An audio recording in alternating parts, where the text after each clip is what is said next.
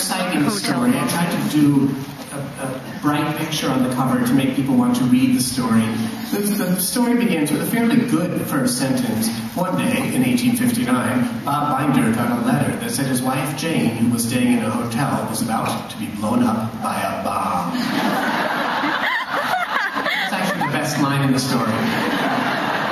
But I believed in the art of enticing the reader with good visuals. So in the 4-chapter story, because there were 4 sheets of school paper to work with, I made sure that something exciting happened in every chapter. Bombs, earthquakes, tornadoes, floods, World War II bombers, which was rather unusual given it was 1859, but never mind. And this was my scene from the cover, the earthquake. Bob is at the top of the page in the gray suit coat and the red trousers and the fingers that look rather unfortunately like the wings of a duck. But I don't know who that blonde-haired woman is falling into the earthquake beneath him, but she'll never skate again. I drew a picture in the corner of each page, mostly to take up space, because as we all remember from grade school, the more artwork you have, the less prose you have to generate. However, I do think that over and over again in my life as a writer, I was discovering techniques for getting to the story that I would only find a theory about much later. This technique I call left brain, right brain. From the time I was 6, I would draw and write at the same time, and if I didn't know what would come next in the writing, I would draw, and inevitably there was a clue or a key to something that needed to happen next in the artwork. Bob does get to the hotel, rushes up 50 flights in 1 hour.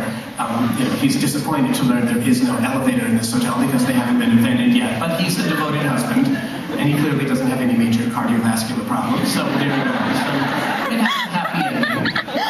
I did not learn how to edit my stories until I was, well, some would say I never learned, but until I was quite a bit on into college.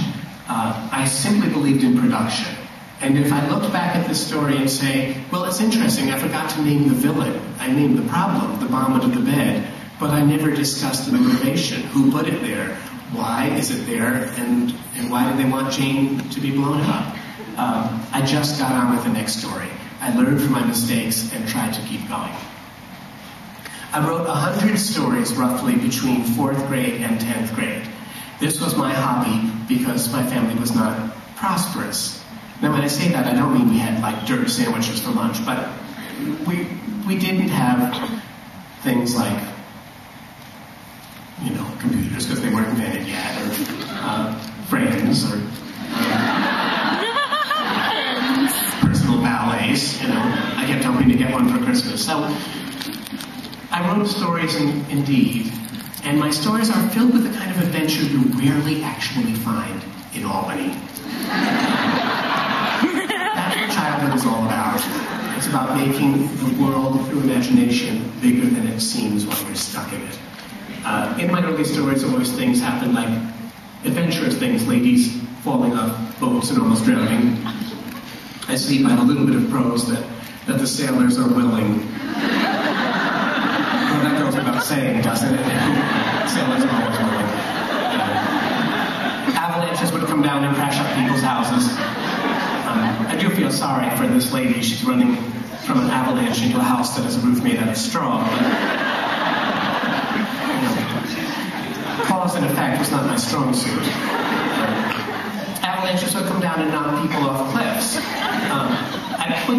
I showed this slide to point out that people never died in my stories. I just let them get very, very close.